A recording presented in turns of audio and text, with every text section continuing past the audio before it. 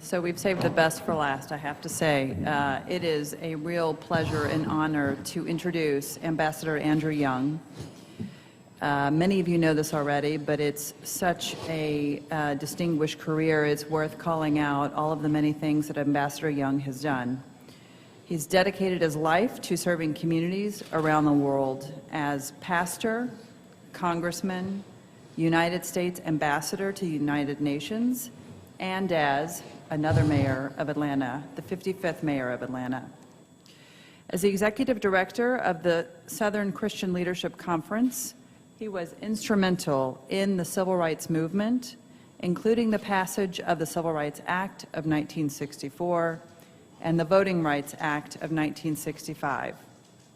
His lifetime of service at all levels of government has earned him a list of truly astonishing recognitions. He served for Presidents Jimmy Carter and Bill Clinton on a wide range of critical issues, from international peace building and national security to civil rights and community development. Ambassador Young's inspired work has earned him the highest civilian recognitions and honors in two countries, France's Legion of Honor and the United States Presidential Medal of Freedom. He continues his work today as chairman of the Andrew Young Foundation and as a board member of the Martin Luther King Center for Nonviolent Social Change and the United Nations Foundation. We are humbled to have you here today with us, Ambassador Young, honoring the Freedmen's Bank and continuing the advancement of access and opportunity for families and communities across the country, specifically families and communities of color. Please join me in welcoming Ambassador Young. Thank you.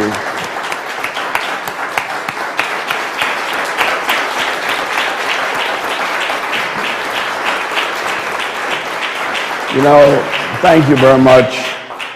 I'm really very proud of all that I've seen and heard here. And I don't think you realize that we might just be laying out the agenda for the next decade. And that's what I want to try to do. I want to try to remind us that what the Freedmen's Bank was all about was the friendship between Frederick Douglass and Abraham Lincoln. And for them, though the Civil War was always about slavery, we need to remember that slavery was valued at $4 billion at the time of the Civil War. The next greatest asset of this nation were the railroads, which were only evaluated at $2.6 billion. So if you can forget about race, if you can forget about slavery, and that's hard to do, but what John and what the panel has done, Kasim, they've talked about the same thing that they're talking about on television, but nobody mentioned race. They've been talking about it in quantitative economic terms. And what I thank John for doing is quantitating poverty. Martin Luther King started our movement to redeem the soul of America from the triple evils of race, war, and poverty. I think we did a great job with race. I think with Jimmy Carter, that was 4 years where nobody got killed and nobody in America killed anybody. If you want to read a new book about that, read Jimmy Carter in Africa, Race and the Cold War. And it wasn't accidental. He knew what he intended to do and what he was trying to do. He was trying to make this world make sense without war. And that's a direct descendant of Martin Luther King. He received an honorary degree from Morehouse in 1976, and I don't think without that he wouldn't have been the president. And he got up and he said, I intend to be the first Morehouse man to be president, but I assure you I won't be the last. And that won him a network of the historically black colleges all across the country. And his Africa policy, because he was the only one who would say one man, one vote, one person, one vote. But the thing we didn't do, and when Martin tried to do it, he got shot, that was deal with poverty. Race, war, and poverty. The untouched thing that we have done, tried to do, all the way back since the Civil War, was to deal with poverty. Now, Du Bois says that the failure of the Freedman's Bank probably was more damaging to the slavery population than would have been 10 more years of slavery. The truth of it is, it was more damaging to the whole United States of America for not 10 years, but for almost 100 years. Because if you think about it in economics, if those farmers and workers who would have been empowered with land, we made jokes about 40 acres and a mule, but 40 acres and a mule in 1865 and access to capital, the South would have taken over the North. And so when we think about it, not about like race, but economically, we can deal with it with less emotion. And I think that's what bringing this back, the Freedman's Bank concept, reminds us of the economics that were intended by Frederick Douglass and Abraham Lincoln, that might have succeeded if he had not been killed. Now, forgive me, but I believe we kind of got that message in Atlanta. And it wasn't just black folk that got it.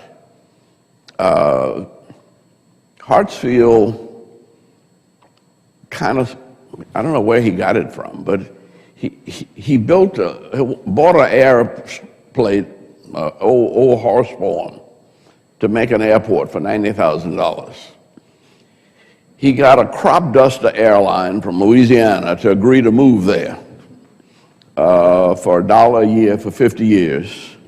And he put up red lights on Peachtree, and they voted him out of office. The crop duster airline was Delta.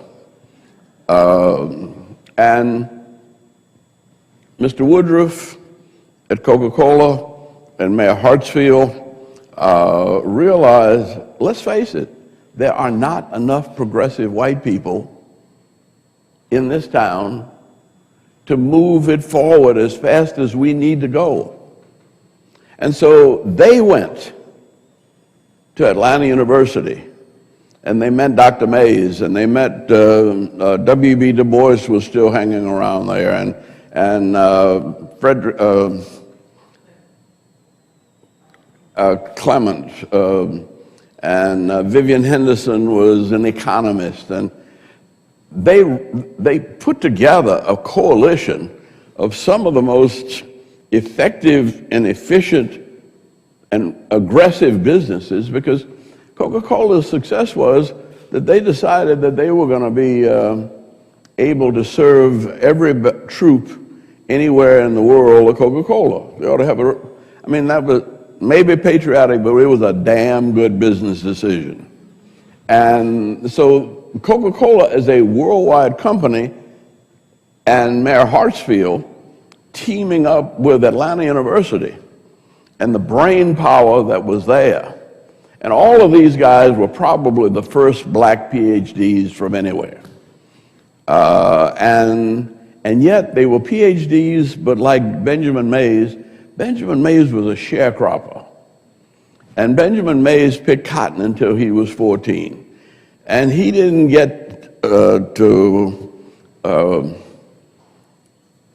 University of Chicago and all that till later.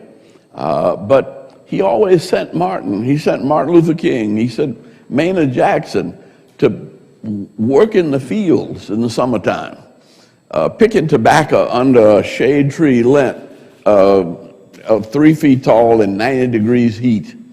And because he understood that if you were going to lead working people, you had to understand work. And so you had probably one of the most exceptional groups of people, black or white, coming together, dealing with the problems that we got nothing here. We got no water, no lakes. I mean, Atlanta got nothing but Stone Mountain. What are we going to do to become a major city? And the airport became the key. It's now, thanks to Kasim and Maynard Jackson and others, Kasim just signed a $6.5 billion deal with Delta for the G Concourse. We had 101 million people come through there this year, but now that they got these big 3-story planes, we got to build a new concourse, A, B, C, D, E, F, G, and a 7th runway. And that hadn't cost the city any money. I was trying to get the name. I've been trying to find him because I don't know how it happened. It was a young fellow by the name of Bill Hayden. At that time, he was with First Boston, and he was Maynard Jackson's friend. And all I know is that they did something that enabled Maynard to go to Wall Street and sign his name and come back with $540 million to start that airport. When I got to be mayor, they told me, you need to go to Wall Street. I said, what for? We need you got to build the 3rd runway and the T concourse. Well, the experts said we don't need a T concourse. That was what my vision of an international concourse was. So they had paid somebody to tell us we could not afford it and did not need it. But I could go to Wall Street and sign my name, and I came back with $300 million. And I still don't understand why. That's why I've been trying to get in touch with Bill Hayden. What the hell did you do to facilitate approximately $25 billion of access to capital to the city of Atlanta that has not cost the taxpayer 1 cent? And whatever he did, I don't know why St. Louis didn't do it. See, I don't know why Boston didn't do it. I don't know why.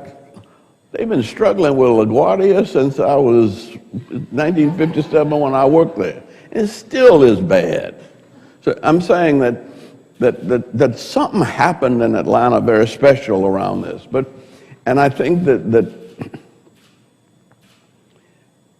it has to do with public-private partnerships that involve the community, business, and government. Usually it's business and the newspapers, and government comes in afterwards. Because everything I tried to do as a mayor, the city council voted it down. Until I got the business community, the community citizens, and the newspapers behind it. Now, I'm saying that that's worked for us. The city of Atlanta was less than 1 million people when I became mayor in 1982.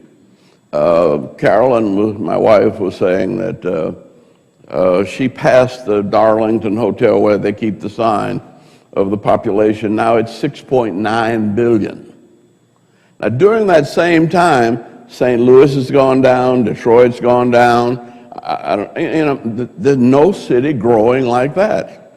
And it's growing because we figured out how to make capitalism work, to be free enterprise and fair enterprise.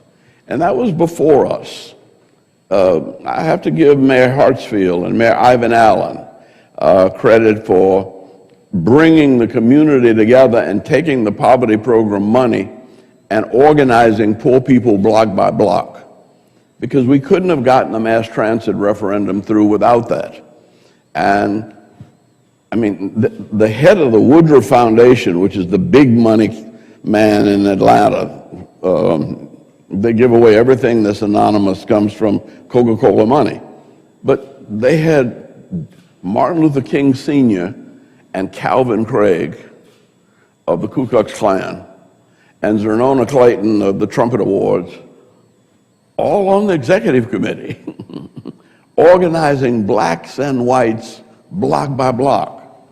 As a result of that, the next Jewish mayor, first Jewish mayor, was confronted by poor people saying, 1% sales tax is unfair to the poor.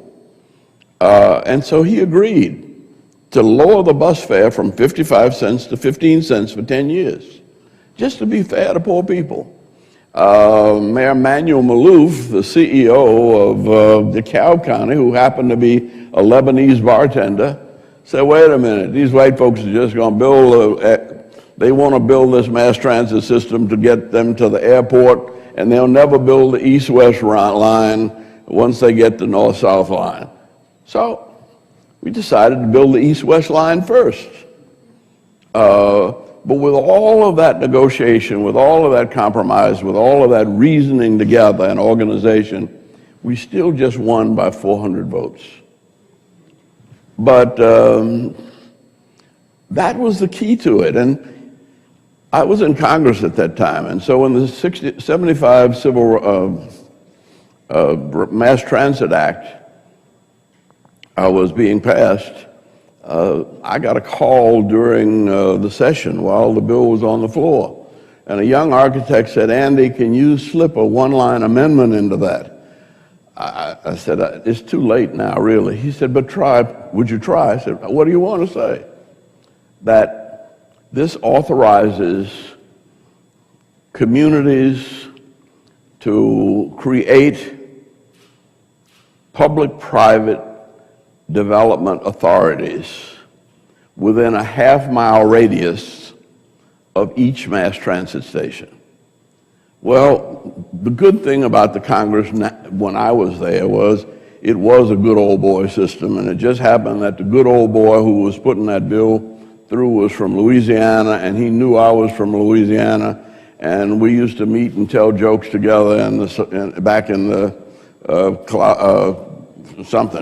wherever they sell hot dogs back behind the Congress. But we didn't agree on anything, but we were friends. So when they had a vote, I said, excuse me, Mr. Chairman, do you think you could still get this in the bill?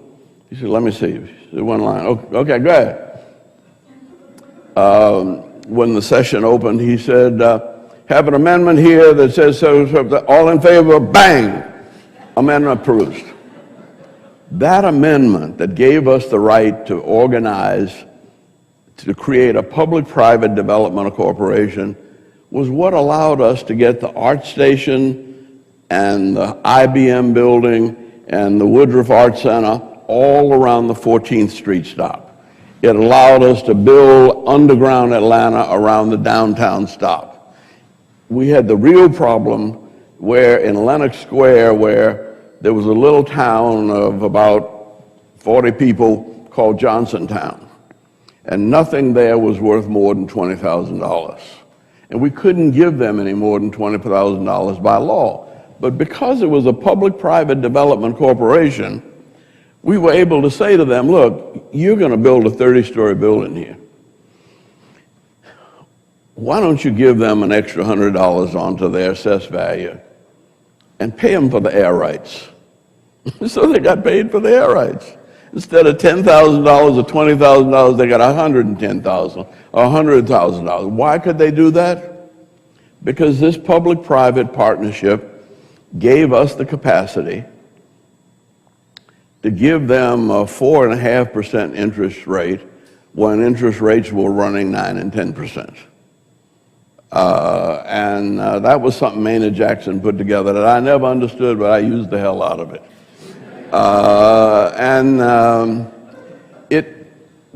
The next thing was that when we got ready to build that airport, when we built the mass transit system, it was black folk got 20%. But Maynard said, wait a minute, we got 20% of the hardest work with the lowest profit margin. We're not going to build an airport unless we get 25% of each and every contract. This has got to be fair across the board. Well, they fussed and huffed and puffed about it and never really understood it, but we got the airport built still on time and within budget. It opened on the 1st of December, and I took at 1981, and I became mayor in 1982, January. And because all of that had been done, it just seemed to me it was working so well, let's ease it up to 35%. And when people began to see how the airport was growing, how much this was contributing to the growth, they thought I was crazy when they said, why do you want to be mayor? I said, I don't. It's a dirty, low-down, rotten job that people will blame you for everything. But this lady came into the meeting and she shook a cane in my face and she said, look here, boy, when you came here, you wasn't nothing. And we done made you the congressman and the ambassador, sent you all over the world. And now that we need you as mayor, you ain't got time for us? I said, well, but Ms. LaBorde, I said, I have 3 children in college, and Martin Luther King didn't pay us but $6,000 a year, and I don't know. And now the mayor's salary is just $50,000 a year. I can't afford to be mayor. She said, that sounds like big money to me. And you don't believe in the Lord? And she slammed the door and said, we done wasted our time on you.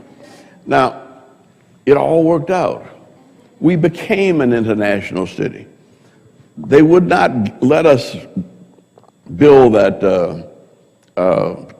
international terminal. They hired somebody to do a study. But I didn't wait for the study because I don't know about studies. And so we went to Germany and we got Lufthansa, and we heard that Air Japan was looking for entry into the U.S. and KLM from Holland, and we just put the word out, look, if you want to be a part of the economy of the 21st century, you've got to be in the U.S. marketplace. And the best place to have access to the U.S. market is Atlanta, Georgia, because we can get you to 80% of the U.S. market within 2 hours. And most of the places we can get you back the same day. And we went around telling people that, and before the people finished the feasibility study, we had signed up 4 airlines. And I'm saying and none of this has cost us anything yet.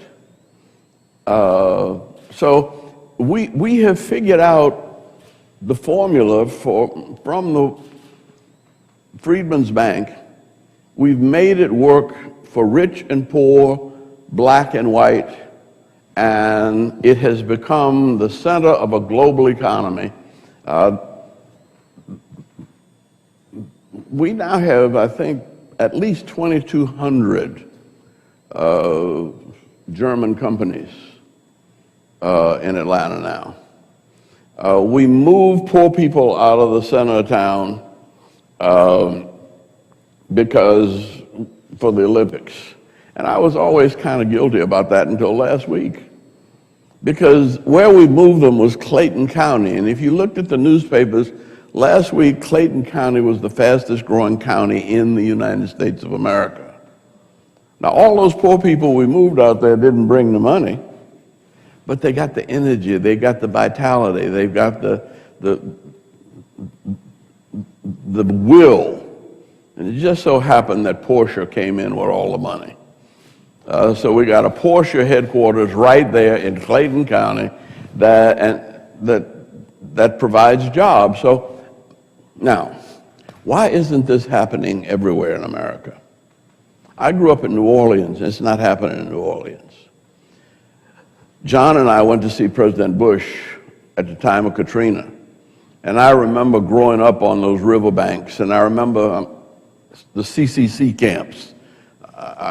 I was born in 1932 with Roosevelt, so when I was 4 and 5 years old, I was playing on the riverbanks with the CCC camps, and it just, they have not done anything with that river since about 1940. And it was designed to run, and the infrastructure was 50 years, and it's been 80 years. And I go up and down that river, and all the little cities are dying. And it's flooding in Iowa right now. The flood last year cost $60 billion. And I said, well, why didn't you vote? Why didn't you get something to do with it? I mean, to change it. And the senators up there, in fact, the senators all along the river are trying to balance the budget. And they want to cut back on government spending until after the flood. It was $17 billion in Illinois, it was $20 billion in Louisiana, $60 billion in Iowa. Why the hell don't we fix it first? Now, I'm wondering, and this is why I've been worrying Amias, if we could do a little one-sentence amendment and open it up to money, capital to come in, private investors from all over the world, why can't we create a one, instead of half a mile radius, 1 mile on each side of the Mississippi River, and people have the capacity, if they so choose, to create a public-private development authority and design the future of the river. Now, the Mississippi River directly touches 31 states. And all the cities along the river are suffering. Now, that's an agenda.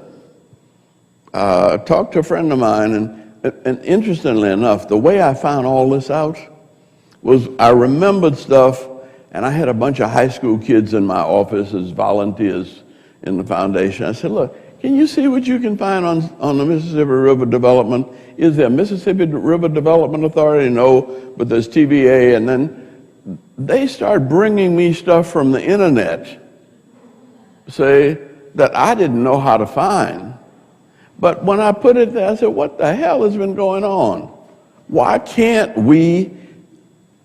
Another thing we found out, there is more money loose. When I became mayor, there was more money in petrodollars doing nothing, and we had a big debt in the Treasury. Not as big under Carter. When Carter left, the national debt was about $60 trillion. It's way beyond that. But we were able to get those petrodollars to come in from Holland, from Germany, from Canada, from Japan, and $70 billion worth of petrodollars came into Atlanta in the 8 years I was there, and it's still coming. I mean, this is not government money that that Kasim is using. This is somehow private money. Now, if what they say about tax havens is such that there's more money in tax havens, I don't think of them as tax havens. I just say that's scared money. It's not American so much as it's Chinese, is Indian. The Panama Papers revealed all of the money that the Iraqi and Pakistani generals stole from us in the war, and that was the Panama, and that's supposed to have pushed the surplus of extra money, scared money I call it, up to 72 trillion. Now, I'm sure the safest place in the world to keep your money is in middle America. from Minnesota to Mississippi, 1 mile on each side. I think, John, you find a way to create I'm talking to you, John Rogers, aerial capital. You just announced that you're creating a $1 trillion development fund for the Mississippi Valley, and every city along the way will be able to apply for it. I mean, look, George Soros lost 20% last month sitting in England. Let it sit here. He wouldn't have lost any money. They don't know what they're going to do with it in Panama or in Gabon, where the French hide their money, I've been working on this a while, but the answers to the problems of the world go back to the principles of the Freedman's Bank. And that's why I see this as the launch of a new American integrated attempt to involve all of our cities, all of our rural areas, all of our universities in mastering the complexities of a global economy. Now, when you add to that the fact that there will be 4.5 billion people in Africa, Africa will catch up with China and India. India will pass China, because China's going to have some problems. They have 104 different nationalities, cultural nationalities, that are not a part of the Mandarin communist economy. So they're going to be struggling a while. But India is going to do better, but there'll be 1 billion Nigerians. And we don't have any access to the markets in Africa. We've been, since Ron Brown and I left, everybody seems to be scared of Africa. And we need to take that on now, because we got a 25-year head start. But if we come in there with ideas, with money, with talented people, and create relationships, I think we will see the dreams of the Freedman's Bank fulfilled in our time. And I'm one that believes that coincidence is God's way of remaining anonymous. And when I looked at this young man and remember marching with his grandfather, and then Secretary Luke, I quoted the Bible, and I said something from the Bible, and he knew it. I said, something's happening here. And John and all of the people up here are people who are capable of shaping the world if they just got over the business that you don't wait for the Congress to decide. You do it. It's easier to start it out and have them tag along, because you don't need their money. And when you start, I'm sure that the senator up there in Iowa, it's raining now. I feel like Noah telling you to hurry up, get ready, the flood is here. And you got the money, you got the technology, and you got the brain power. Thanks, and God bless you.